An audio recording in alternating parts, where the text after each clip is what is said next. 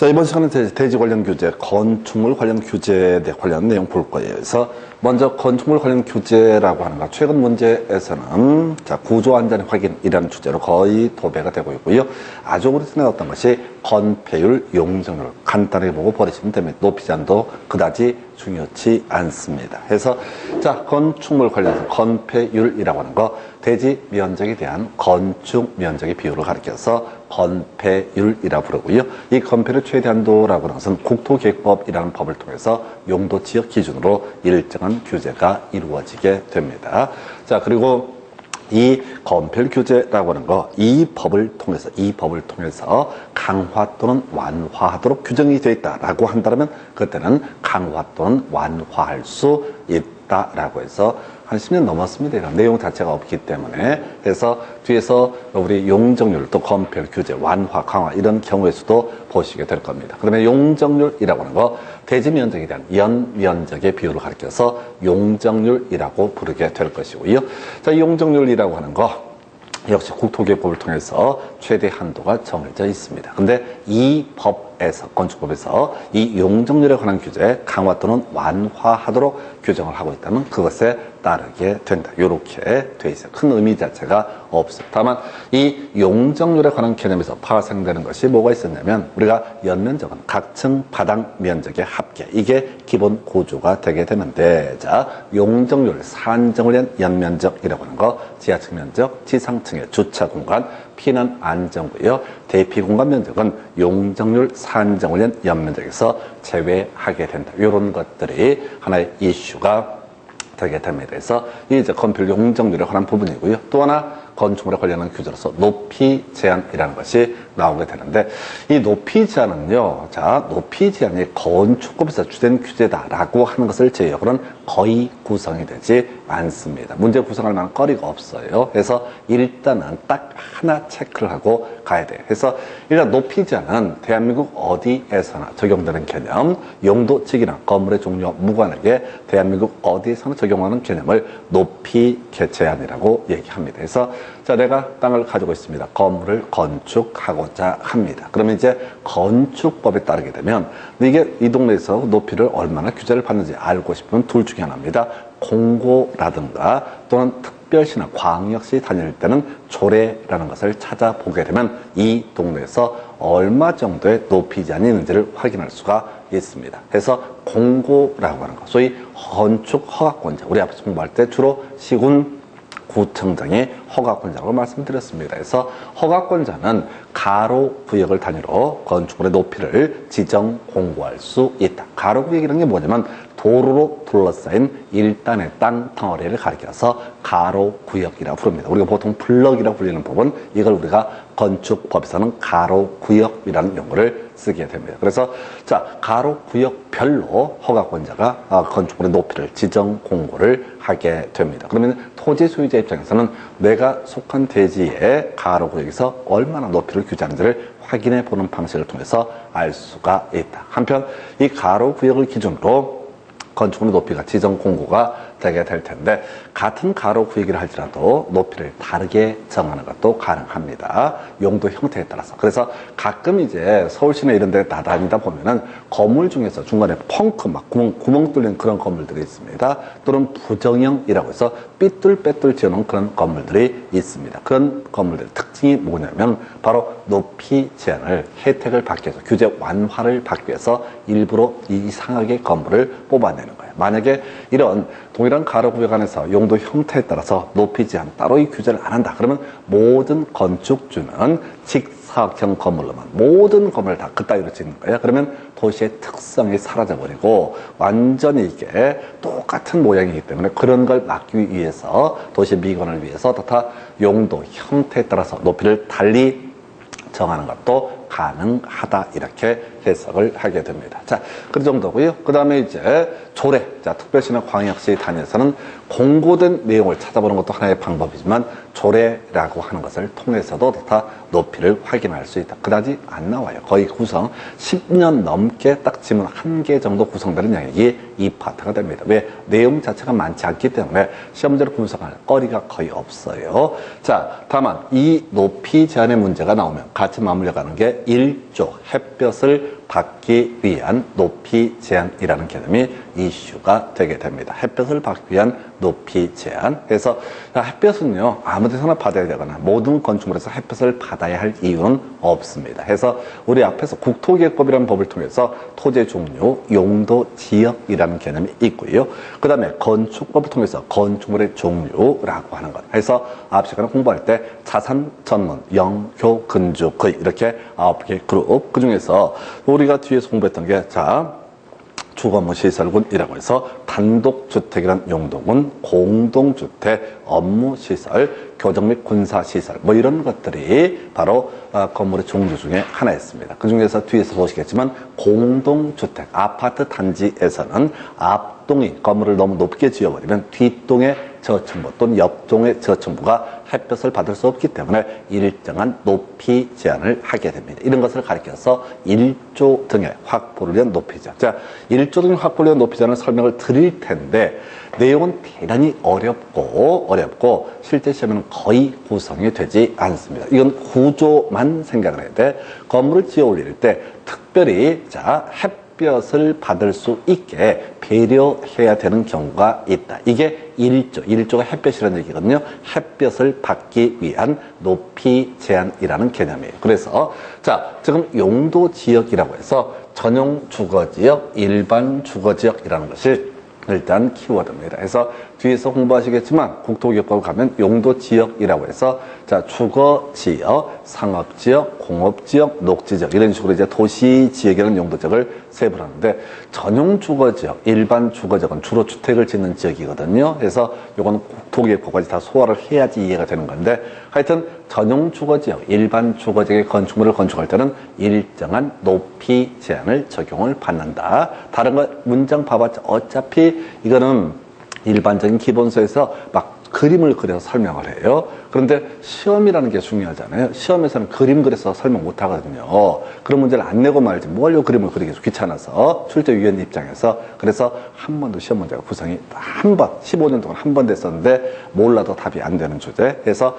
일단은 전용 주거지역, 일반 주거지역, 여기는 주택을 위주로 지어야 되는 지역입니다. 근데 앞쪽에 건물이 너무 높게 되면 어떻다고요? 뒤쪽에 있는 사람이 햇볕을 받을 수 없는 문제가 터진다. 그래서 이렇게 얘기합니다. 정북 방향 인접대지와의 경계선으로부터 경로에 아래쪽이 남쪽, 위쪽이 북쪽이라고 했을 때 예를 한번 들어보겠습니다. 여기가 전용주거 일반 주거지역입니다. 이 앞쪽, 이쪽이 남쪽인데 남쪽에서 해가 떠 있는데 얘가 건물을 너무 높게 지어 올린다라고 한번 전제를 해보겠습니다. 그러면 북쪽에 동북에 있는 토지 소유자도 피해를 받을 것이고 서북에 있는 사람도 다 일정한 피해를 받게 될 겁니다. 근데 가장 큰 피해를 받는 사람은 어떻다? 정북 방향에 있는 대지 소유자가 가장 큰 피해를 받게 됩니다. 그래서 만약에 전용 주거지역, 일반 주거지역에다가 건물을 지을 때는 뒤쪽 정북 방향에 있는 대지 소유자를 배려해서 일정하게 높이 제한을 적용한다. 다시 갑시다. 전용 주거, 일반 주거는 주로 주거 용도의 건물이 밀집한 지역이 될 겁니다. 그래서 그 건물이 주거 용도이든 아니든 상관없이 또 뒤에 있는 건물이 주거 용도이든 아니든 상관이 없어요. 왜냐하면 앞에서 공부한 것처럼 이 주거 용도의 건물이 아니라 할지라도 주택으로 용도 변경을 할 수가 있기 때문에 전용 주거, 일반 주거 지역에서는 어떻게 하자? 바로 뒤쪽 정북 방향 인접대지의 경계선으로부터 일정한 거리를 격리해서 건물을 지어야 된다. 요건 이제 영화관으로 제가 예를 들어요.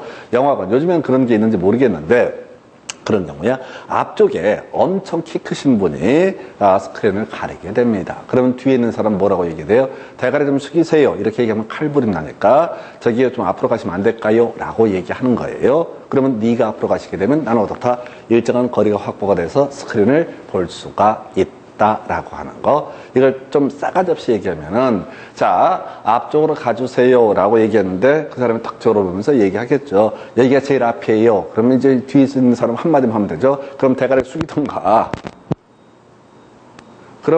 숙이던가 라고 얘기하면 된다고요. 뒤쪽 입장에서 중심을 보는 거야. 지금 앞에 있는 사람이 건물을 지으려고 한다고요. 우리 햇볕 못 받는 거, 햇볕 가리면 안 되니까 건물을 남쪽으로 좀 바짝 붙여서 짓던가, 바짝 붙이면 이 뒤쪽에 거리가 확보가 되잖아요. 그러면 햇볕을 받을 수 있다고 보는 거예요. 그런데 남쪽으로 이렇게 가도 뒤에 또 가릴 수 있거든. 그걸 달리 표현하면, 그러면 건물을 낮게 짓던가 라고 얘기하는 거. 이 얘기를 아주 어렵게 표현을 한다고요. 다시 전형주거 일반 주거지에서 건축물의 건축을 하는 사람은 정북 방향 인접대지 와의 경계선에서 일정한 거리를 띄워서 어떻다 건물을 지어야 된다. 그래서 일정한 거리를 뛸 여유가 없으면 어떻다 건물을 낮게 지으면 된다. 이게 바로 소위 일조 등의 확보를 위한 높이자라는 개념입니다. 근데 이거는 내기가 애매해요. 왜? 예외가 있잖아요. 이게 원칙이고 예외인데, 원칙을 내버리면 그 말 자체가 틀린 것은 아니지만은 예외를 포섭하지 못하기 때문에 출제 오류 시비가 나와요.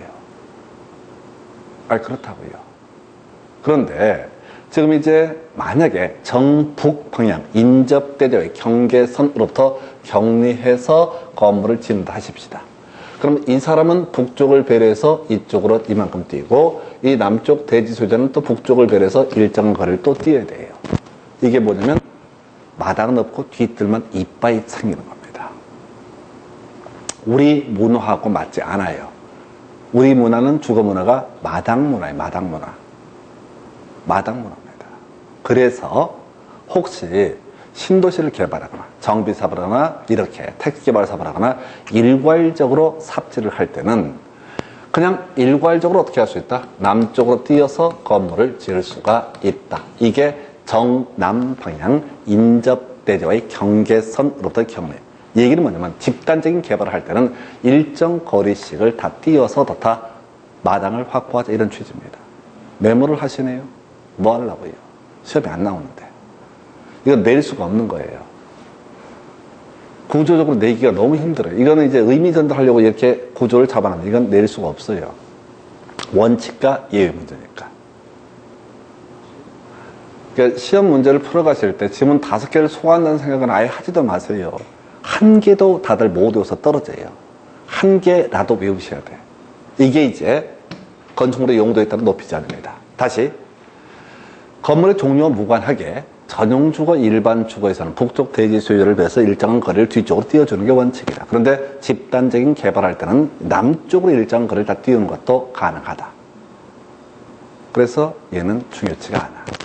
그러면 이제 건물의 용도, 아까 제가 아파트 단지를 예시를 했습니다. 건물의 용도에 따른 높이죠. 만약에 건물을 지을 때요, 아파트에 다십시다. 이쪽이 남쪽, 오른쪽이 북쪽. 101동 제일 앞에 이빠이 지어버리면 102동이나 103동 그 밑에 뒤에 있는 동에서 저층부가 햇볕을 받지 못하는 문제가 발생합니다. 그래서 동과 동 사이에는 다 일정한 거리를 띄워줘야 됩니다. 숫자 이런 것도 시험에 안 나오니까. 이건 건축 사시는 분들의 판단의 문제고, 건축사도 아파트 설계사를 몇이나 되겠어요. 건물 하나 설계하지. 아파트 설계를 대형 회사가 알아서 할 거야. 신경 쓸 거 없어요.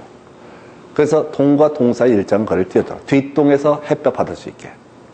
그런데 뒷동에서 햇볕 받을 수 있게 일정한 거리를 띄워라. 만약에 50m를 띄운다 하십시다. 50m를. 그럼 건물 규모하고 등등해서 대지가 부족할 때가 있어. 그러면 제일 앞동을 어떻게 해야 돼? 제일 남쪽으로 붙여야 돼. 바짝 붙여야 돼. 뒤에 건물 집어넣으려면.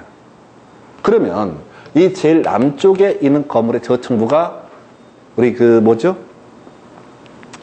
소음 방지하는 벽, 이런 것, 저런 것, 또 나무도 심을 거란 말이에요. 그게 가려서 햇볕도 못 받는 사례가 있어. 햇볕 들어오는 방향으로 또 첫 번째 동은 일정 거리를 띄워서 건물을 지어라. 뒷동을 배려하는 것을 인동거리, 스스로 제일 앞에 동을 배려하는 것을 채광 방향으로의 격리라고 얘기합니다. 이렇게 일정한 높이전을 받습니다. 높이전을 받는 얘기는 띄울 역량이 안 되면 어떻게 해라? 낮게 지어라 라는 얘기예요. 여기까지 다시 쓸데없는 소리고 답이나 외우겠습니다. 중심상업적, 일반상업적에서는 설령 공동주택이라 할지라도 일조 등의 확보를 위한 높이 제한 규정을 적용하지 않는. 딱 하나만 외우시면 끝나. 지금까지 문제는 20년 동안 이 문제에서 딱 한 번 구성해야 되는데 그 당시 답이 중심상업적, 일반상업적에서 일조 등의 확보를 위한 높이 제한 규정을 적용하지 않는다. 예외이기 때문에 예를 출제를 해야 되는 거예요. 개념 설명드릴게요. 지금 시내 중심부에다가 공동주택을 짓는 경우가 있고 아니면 오피스텔이나 상가 건물을 짓는 경우가 있다 하십시다. 공동주택, 아파트, 주상복합이 되게 되면은 인동거리, 채광 방향으로 격리 등 일정한 규제가 들어갑니다. 오피스텔이나 상가를 짓게 되면 규제를 받지 않습니다. 그럼 건축주 입장에서는 오피스텔, 상가를 지어야 되지 절대로 공동주택을 지으면 메리트가 떨어져요. 아, 그럴 거 아니에요. 주상복합으로 지으면 높이 제한도 받고 복잡한 문제가 터지는 거야. 그래서 주상복합 안 지어. 다들 상가하고 그 다음에 뭐 오피스텔 이런 것만 짓는 거예요. 그럼 뭐가 문제가 되냐면 밤이 되면 도심의 중앙부는 완전히 공동화 현상이 발생합니다. 왜? 주거용은 안 쓰니까. 그럼 다 퇴근해버리는 거야. 그게 사회적으로 필요한 일이냐 불편한 일이냐라고 했을 때 불편한 일이라고 보는 거죠. 어떤 이유가 됐든 간에 도심부에도 사람이 좀 살고 골고루 흩어서 살아야지. 밤만 되면 완전히 도심부는 상가를 제외하고 상가만 있으니까 사람들 퇴근하면 아무것도 없고 다 외곽으로 빠져는 썩 좋지가 않다. 그래서 강남권에 주상복합이 들어간 이유가 이런 거예요. 아파트를 할지라도 거기가 중심상업적, 일반상업적에 어떻다? 높이 제한 규정을 적용하지 않는다. 그래서 높이 제한 규정을 적용하지 않기 때문에 주상복합이 들어갈 수가 있는 겁니다. 그래서 다 날리고요. 가장 본원적, 중심상업적, 일반상업지역에서 중심상업적, 일반상업적에서 저는 설령 공동주택이라 할지라도 주상복합이라 할지라도 다 높이 제한 규정을 적용하지 않는다. 요거 하나만 기억하시면 되는 거예요. 왜? 몰라요. 지금까지 시험에는 이것만 가지고 출제가 됐어요. 우리가 시험에 합격을 하시는 게 포인트가 되는 거예요. 시험에 합격을 하시는 게 포인트가 되기 때문에 다 알면 좋겠지만은 기존에 나왔던 거라도 소화하셔야 됩니다. 그래서 요거 하나. 굳이 찜찜하면 하나만 더. 2층 이하 8m 이하인 건축물 아예 1조 등의 확보를 위한 높이 제한 규정을 적용하지 아니할 수 있다. 두 개만 기억하십니다. 아예 무조건 배제하는 게 중심상업적의 공동주택, 일반상업적의 공동주택이라고 하는 것은 어떻다? 아예 적용을 하지 않는다. 1조 등의 확보를 위한 높이 제한을. 근데 2층 이하, 8m 이하인 경우가 어떻다? 1조 등의 확보를 위한 높이 제한 규정을 적용하지 아니할 수 있다. 이게 뭔 소리냐면 키가 1m 한 40대는 젊은 아이가, 어린 아이가 중학생이 영화를 보는데 앞에 쭈그려 앉아 있다고. 근데 뒤에 있는 사람이 야 가리거든? 대가리 숙여. 네가 자리를 옮기세요. 이런 논리구조예요. 얘가 가리면 얼마나 가리겠느냐. 2층 이하 8m 이하가 되는 이런 건축물은 어떻다? 가려봤자 별 가릴 게 없다는 거죠. 그래서 두 개 예외만 기억을 하시는 거예요. 지금 길게 설명드린 취지는 뭐냐면은 건축법에서는 건축물에 관련된 규정으로서 건폐율과 영종률과 높이 제한, 1조 등의 확보를 위한 높이 제한 이런 내용을 규정을 하고 있다. 그래서 나중에 보면은 그런 거 나오거든요. 적용 완화나 통합 적용 뭐 이런 얘기 할 때 건폐율, 용적률, 높이 제한 이런 표현이 쓰게 되면 아 그게 그런 의미인가 보다라는 그 뉘앙스를 알기 위해서 설명을 드리는 겁니다. 이게 그 정도네요. 그래서 자 지금 건폐율 한번 보시게 될 텐데 거의 의미가 없어요. 용적률 거의 의미 없습니다.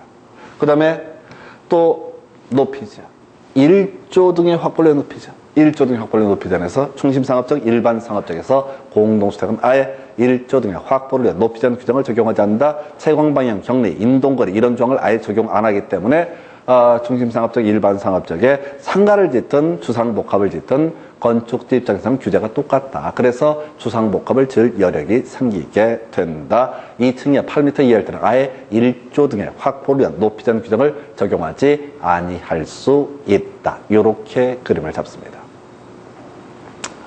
이제 남아있는 규제 하나.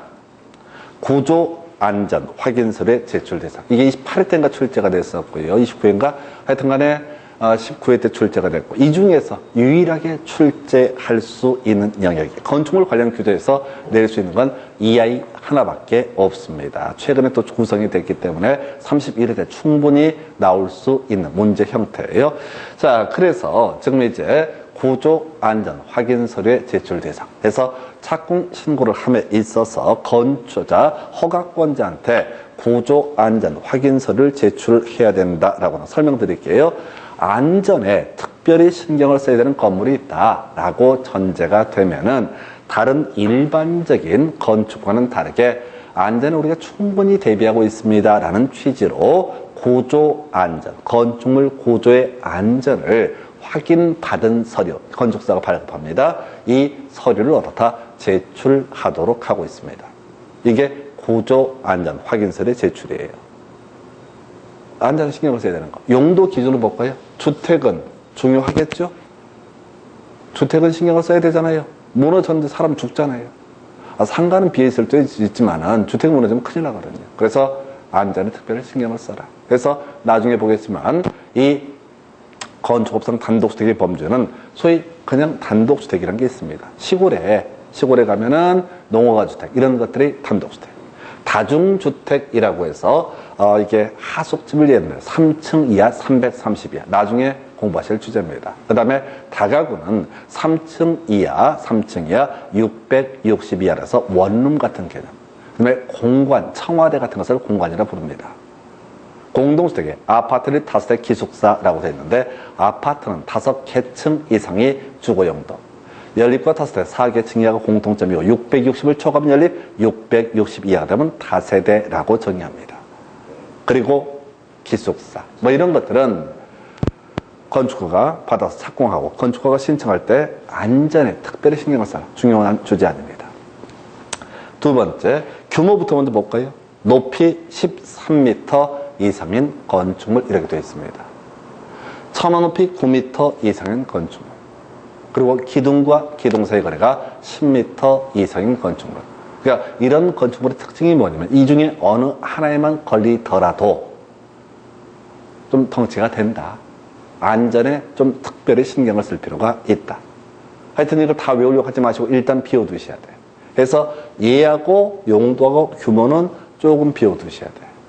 그리고 이 챕터에서는 아마도 이미 시험도 그래요. 29회인가 28회 나올 때도 마찬가지고 여기서 출제를 구성을 합니다. 구조. 목사모 외둘둘. 목사모 외둘둘. 목구조였을 때는 3층 이상이었을 때, 500 이상이었을 때 어떻다? 바로 구조 안전 확인서를 제출해야 된다. 목구조 외구조였을 때는 2층 이상, 200 이상이 되면 어떻다? 구조 안전 확인서를 제출해야 된다. 자, 그렇다 치고요. 요거 한번 분석해 보십시다. 시험에 목구조가 나올까요? 목구조 외구조가 나올까요? 우리 시험에는 목구조가 나왔어요. 이게 뭐냐면은 목구조는 확실하죠. 목구조는 뭔지 몰라도 나무로 만든다. 근데 목구조 외구조 말이 이상한 거야. 이게 시멘트를 얘기하는 건지 철근 콘크리트 뭐 그래서 시험 문제를 구성할 때는 출제위원 입장에서 굳이 목구조 외 건축물을 갖고 쟁점을 삼지 않아. 딱 떨어지지 않으니까. 귀찮으니까. 그래서 지난번 시험에서 목구조를 갖고 나와요. 굳이 외울 때 목사모 외둘둘. 목구조는 3층 500 이상, 목구조 외는 2층 이상 200 이상 이렇게 가는데 목구조 외구조 이렇게 돼버리면 출제가 애매하단 말이에요. 하여튼 목사모 외둘 이렇게 외운다고 치고요. 목구조가 더 덩치가 크네요. 구조안전 확인서류. 2층짜리 건물이라고 했을 때 목구조였을 때는 구조안전 확인서를 제출할 필요가 없습니다. 나머지 면적 요구는 배제하고. 그 다음에 목구조 외구조일 때는 2층이면은 구조안전 확인서를 제출해야 됩니다. 왜 그래요? 목구조가 튼튼하다. 그죠? 목구조가 훨씬 튼튼하죠. 그래, 아파트도 튼튼하게 지으려면 목구조 나무로 지어야지. 빌딩도, 63빌딩도 나무로 지어야지. 그게 아니라 요건 깔려 뒤지는 케이스로 생각하는 거예요. 지진이 나서 깔렸을 때 목구조, 외구조, 철근이나 시멘트 구조면 깔리면 뒤지거든, 2층만 하더라도. 근데 목구조 같은 경우 상대적으로 무게가 가벼워서 깔렸을 때 살아남을 가능성도 있다고 보는 거죠. 그렇게 보이세요. 깔렸을 때, 무너졌을 때를 생각하셔야 돼. 멀쩡할 때를 생각하면 안 되고. 그러니까 저 목구조, 외구조, 시멘트 구조라든가 철근, 콘크리트 이런 구조 같은 경우 특별히 안전에 신경을 써야 돼. 무너지면 안 되니까. 깔리면 뒤지니까. 그런데 목구조 같은 경우는 일단 하중이 상대적으로 가볍다고 보는 거죠. 그러니까 지진이 나서 무너지더라도 밑에 있는 사람이 무조건 2층에서 뒤져버린다, 이건 아니라고 보는 거죠. 그래서 우리 법에서는 목사모 외돌돌, 목구조는 3층 이상, 그 다음에 목구조 외 500 이상, 그 다음에 이제 목구조 외구조는 2층에 200 이상. 제발 부탁하는데 이거 하려고 하지 마세요. 하려고 하지 마시고 지금 첫 순환할 때 제일 중요한 거 가시는 거예요. 목사모 외돌돌. 목사모 외돌돌은 어떻다? 구조 안전 확인서를 제출. 항목들이 많으니까 우리가 스트레스를 받아서 계속 양을 늘려요. 그럼 이제 나중에 시험장에 가면 남는 게 아무것도 없어요. 몇 개로 체크하셔야 돼요. 목사모 외돌돌. 목구조는 3층 이상 500 이상. 목구조 외구조에서는 2층 이상 200 이상일 때 구조 안전 확인서를 제출. 그러니까 오늘 첫 순환인데, 기초 강의인데 목사모 외돌돌만이라도 기억하시라고. 왜? 이미 시험 문제 답이 됐으니까. 이게요, 언제 시험에 다시 나올지 모르겠지만 보는 관점 거의 비슷해요. 그리고 하나 더, 목사모 외돌돌이 나왔는데 여기 볼까요? 창고 다만 나와 있죠? 다만 창고, 축사, 작물 재배사 등 제외라고 되어 있죠? 지금 구조안전 확인서류, 안전도 사람과 관련되어 있는 겁니다. 사람의 안전을 고려해서 특별히 안전 확인서류까지 제출을 받는 거예요. 창고엔 사람 안 들어가잖아요. 축사엔 사람 안 들어가잖아요. 작물 재배사는 사람 안 들어가잖아요. 그래서 설령 목사모라고 할지라도 그 건축물의 용도가 창고이거나 축사이거나 작물 재배사일 때는 어떻다? 구조 안전 확인서를 제출할 필요 없다. 목구조 외구조 2층 이상 200 이상이면 구조 안전 확인서를 제출해야 된다라고 이렇게 얘기했습니다. 근데 그것이 용도가 창고, 축사, 작물 재배사 등일 때는 어떻다? 무너져봤자 사람 다치는 거 아니니까. 사람 다치는 거 아니니까 어떻다? 구조 안전 확인서를 제출할 필요가 없다. 이게요, 이렇게 접근하셔야 돼. 지금 내가 건축을 한다고 전제했을 때 규제가 있으면 그만큼 돈도 많이 들어가고 되게 피곤해요. 구조안전 확인서를 무슨 뭐 동사무소 주민등록 띄듯이 띄워주는 거 아니라고, 돈 내야 된다고 그것만 하더라도. 그래서 이게 비슷한 게 저는 이명박 대통령 시절에 그게 있었어요. 이명박 대통령 시절에 어떤 축사를 방문했습니다. 축사를 방문했는데 그 축사를 운영하시는 그 사장님께서 뭐 대통령한테 그런 얘기를 하십니다. 아니 무슨 축사에다가 소방 설비 그 뭐죠? 탈주할 수 있는 비상 통로 표시 이런 거 막 하라고 규제하는데, 아 진짜 뭐 소보고 무슨 불났을 때 그거 보고 가란 얘기냐, 이런 쓸데없는 규제 좀 하지 않았으면 좋겠다 라고 이렇게 멘트를 하시고, 그건 참고적으로 다 대본입니다 사실은. 아니 축사 운영하시는 분이 이미 다 설치한, 무슨 설치를 하기 전인 모를까, 이미 설치까지 했는데 대통령 왔는데 대뜸 가갖고 저거 좀 띄게 해주세요 이렇게 할 필요 없잖아요. 아 그게 돈이 얼마나 한다고, 상대 이미 설치를 해버린 상태인데. 그러면 이제 대통령께서 멘트를 하기를, 허허 그래요? 아 쓸데없는 규제가 많네요. 이 쓸데없는 규제를 다 대목 뽑아내도록 합시다 라고 멘트를 남기고 감동한 눈빛. 근데 그건 그 참모가 잘못 샘플을 뽑은 거예요. 축사에다가 소방 관련 비상 탈출구를 표시하도록 한 이유는 소들 보고 불났을 때, 야 잘 봐, 저 초록색 따라가는 거야, 이게 아니야. 난리가 나버리니까 그 안에서 근무하시는 분들이 안 보이잖아요. 소 때문에도 안 보이고 정신이 없다고, 연기 때문에. 그래서 그거 피하라고, 큰 돈 들어가는 거 아니니까 그거 피하라고 그걸 법을 만들었던 거예요. 근데 이제 참모들이 대가리 굴려가지고 뭔가 이벤트를 해야 되잖아요. 뭔가 대통령이 갔는데 뭔가 좀 국민들의 삶에 신경을 쓰는 모습을 이벤트를 연출하려고 대본을 잘못 쓴 거야. 그래서 법을 모르는 사람들, 근데 어쩌면 성공했을 수도 있어요. 그 이벤트는. 왜냐면 대부분 사람들이, 그렇지, 어떻게 무슨 뭐 소보고, 파란색 따라서 가란 얘기냐. 미친놈들은 법이 잘못된 거 아니야. 아니, 법이 잘못된 게 아니라 그 안에 근무하시는 분들. 규모가 큰 축사 같은 경우 큰일 나니까 그것 때문에 규제가 들어갔다는 거예요. 근데 하여튼 다시 돌아와서 목사모 외둘들, 축사, 작물 재배사, 그리고 창고 등 어떻다? 구조안전 확인서를 제출하지 않아도 된다. 그러니까 축사나 창고나 작물 재배사 이런 것들은 사람이 다칠 우려는 없다. 그래서 구조안전 확인서의 포인트는 안전은 누구? 사람의 안전과 관련되어 있는 거다. 그래서 이거를 제발 부탁하는데 앞으로 10번 넘게 반복하실 거예요. 그러니까 오늘 한 번에 끝내려고 하지 마시고 목사모 외둘들 이거 나도 그렇죠. 창고 축사 작물 재배사 제외. 그래서 지금 출제 기술로 보게 되면 지난번에 목구조 3층 이상 500 이상 이게 출제 포인트였거든요. 그러면 앞으로 낼 문제는 제가 보기에는 창고 축사 작물 재배사 이걸 뽑을 거예요. 그 당시 문제에서는 괄호 열고 문제에서 다음 중 구조안전 확인 서류 제출 대상으로 잘못된 것은 괄호 열고 다만 창고 축사 작물 재배사 등등등은 제외하기로 한다. 괄호 닫고 이렇게 문제 구성했어. 그러면 다시 문제를 구성하면 번호 하나 내리게 보겠어요.